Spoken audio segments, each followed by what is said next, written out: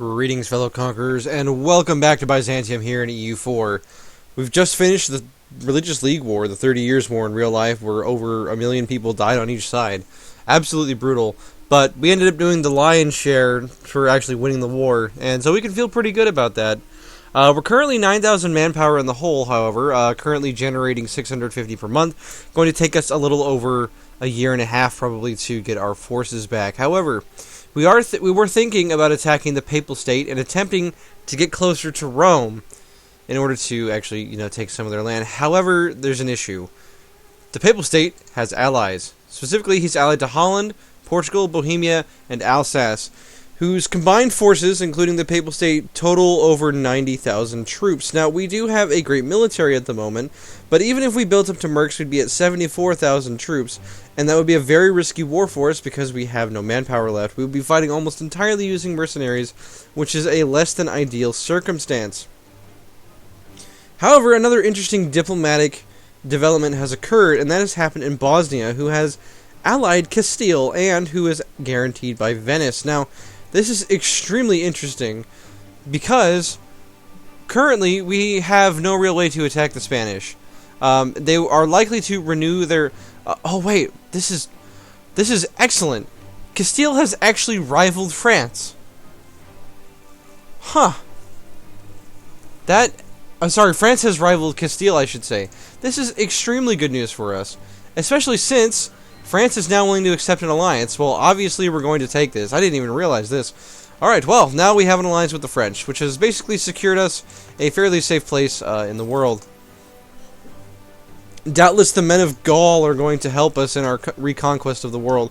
An irony, I'm sure, but a good situation for us nonetheless. Now, currently, we don't have a truce with Spain, but France does.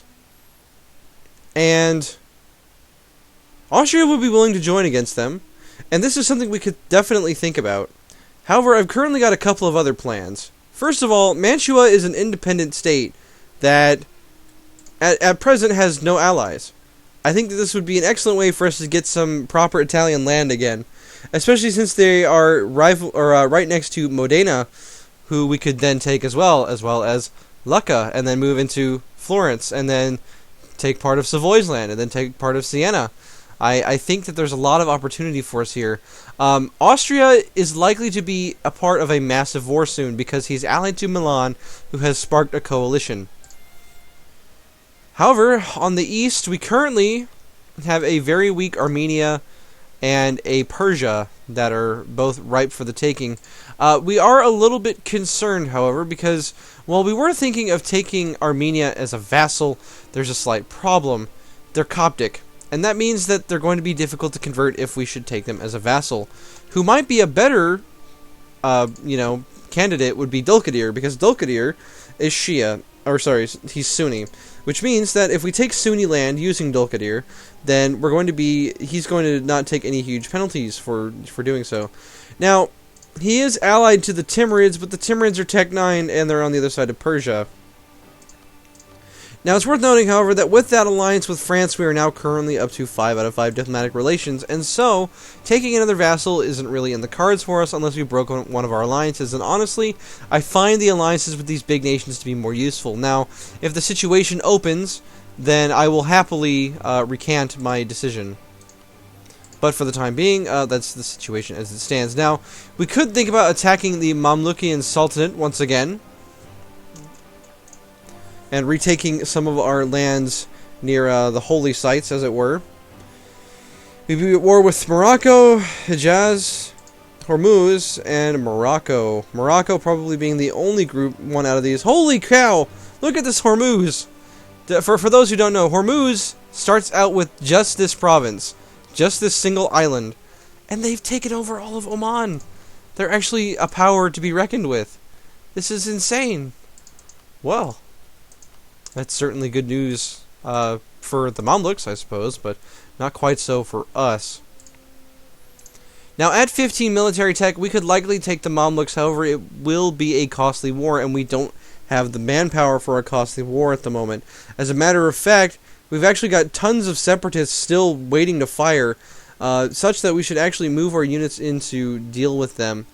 And as I'm thinking about it, actually, we should probably bide our time just a little bit, because we would really like to get Admin Tech 14, just for the sole fact that we would really like another idea group, whether it's humanist to help with our current religious problems, or if it's instead the like another military idea group, which could also be of extreme use to us.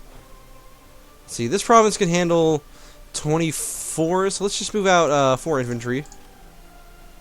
Well, let's do 2 infantry and move 2 cav. We don't need this many cavalry, I don't think. Especially now that we've sort of reached like the Cannon Age. So what I'm actually going to delete these cav regiments, if I'm being honest. Let's just go ahead and do that. All right. Because that's going to save us some money. So even though we're Eastern, like, I think having a proper cavalry ratio is more important. Just to make our armies a little bit more efficient, save us a little bit of money. Unfortunately, that manpower is not refunded, but, you know, what can you do? Well, Dark, you could not delete the fucking regiment. Oh my god. Okay. Let's think about this. So Theodoro, currently our vassal, he's loyal for the time being. We should probably consider improving relations with him, however. Let's do that. Wallachia is still allied to Muscovy. I know we made a small nation break their alliance with someone, but I can't remember who that was. And so, that being the case, oh my. Well, the coalition has indeed fired. And Austria has declined the call to arms. Well, Milan is going to die, is what's going to happen. Which is fine, because we're still fabricating a claim on Mantua, and I think that getting there is going to be a fairly easy prospect, so as long as they still don't have any allies. I don't think that the coalition will join them, since we're kind of an outside belligerent, but it is going to be very nice expanding into, you know, Europe once again. Look at that. Eesh. So many troops. And Austria denied the call to arms. All kinds of nastiness. I think it might have been Chernigov, now that I think about it. Yeah. We don't have a truce with Chernigov. That could be some really easy land for us to take. We would prefer to attack Wallachia.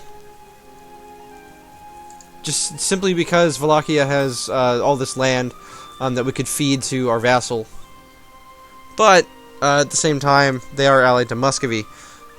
Which begs the question, actually, you know, could Muscovy actually, would they actually answer the call to arms? We'll have to take a look at that as well.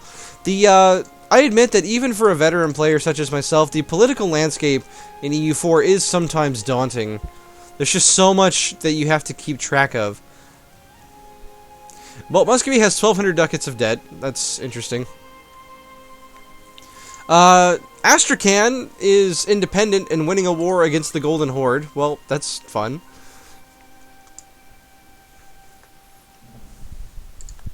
Well, the Mamluks have insulted us. This is unfortunate. We are currently the world's greatest power. We have the most development out of any nation, and we currently have, you know, up to tech. So we're doing pretty well. We're doing pretty well.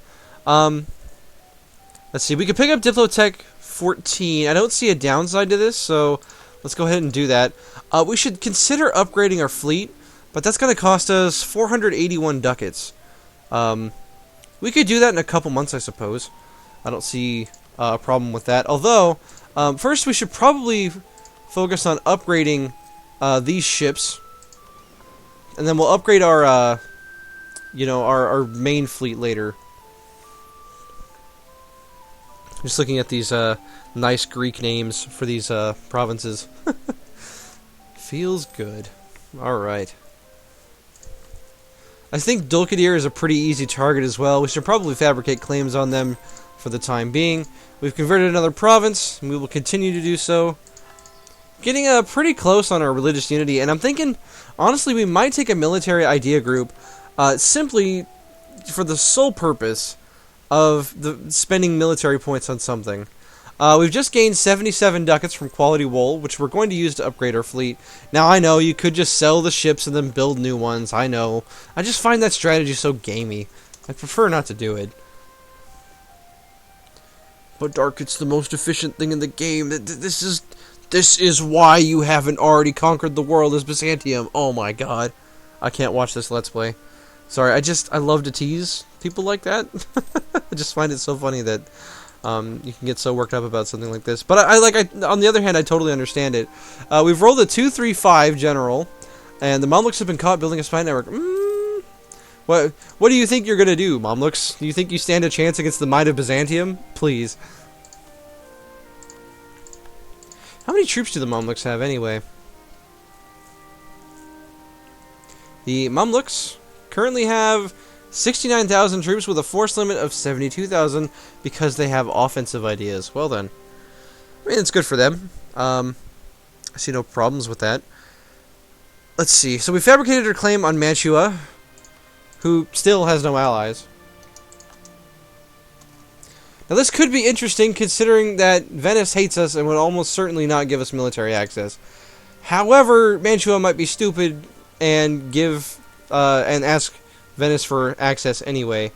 Our aggressive expansion is currently quite low, I'm pretty sure, just because we fought in the League War for 10 years, which has given us, if it's like 3 per year base, or even like 2.5 base, that's like 25, 30 aggressive expansion that just went down for nothing. So I think we're in a good position to just take some land. How big is Mantua anyway? It's 17 development. That's really not that big for an Italian province. So let's go ahead and attack, and let's take it. Well, Serbia's ships are going to join the Great Rip in the sky. Alright, we need to ask Hungary for military access once our diplomat gets back. Great. Alright, doesn't look like Venice will give us military access. Well, that's unfortunate. Mantua now has 2 provinces.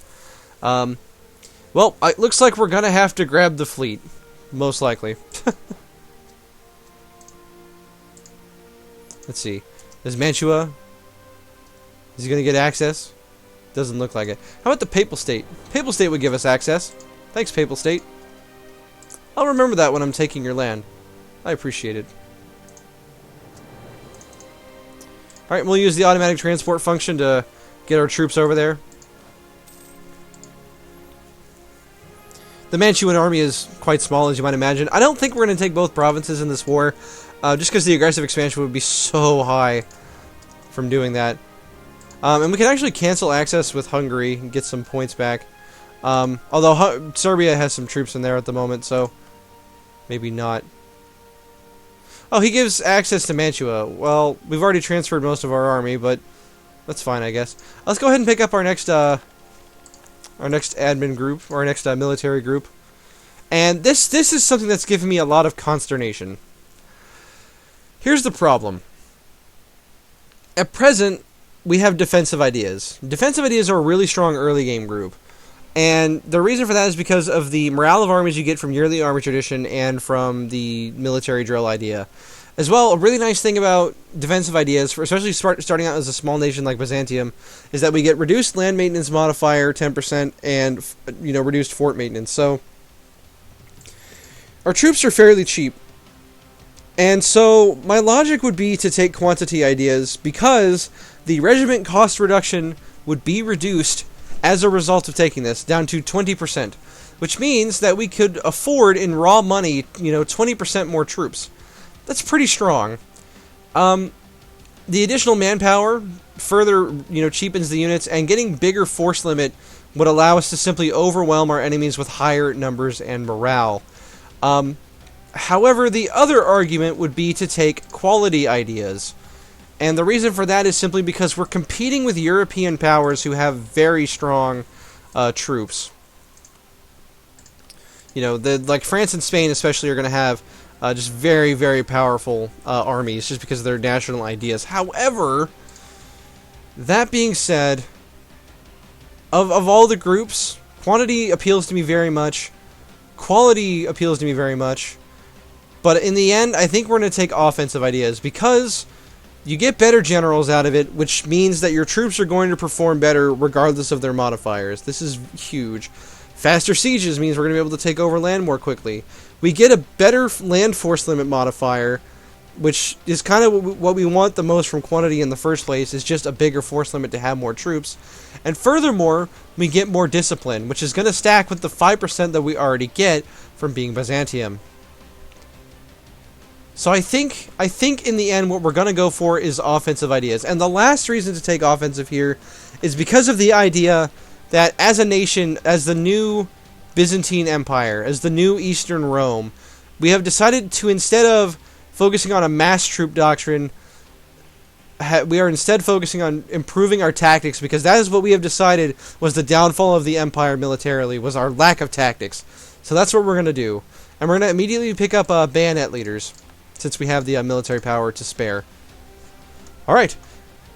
Now that we've deliberated on what idea group to pick next, and that we've chosen offensive ideas, we are now going to go on the offensive and take land from Mantua.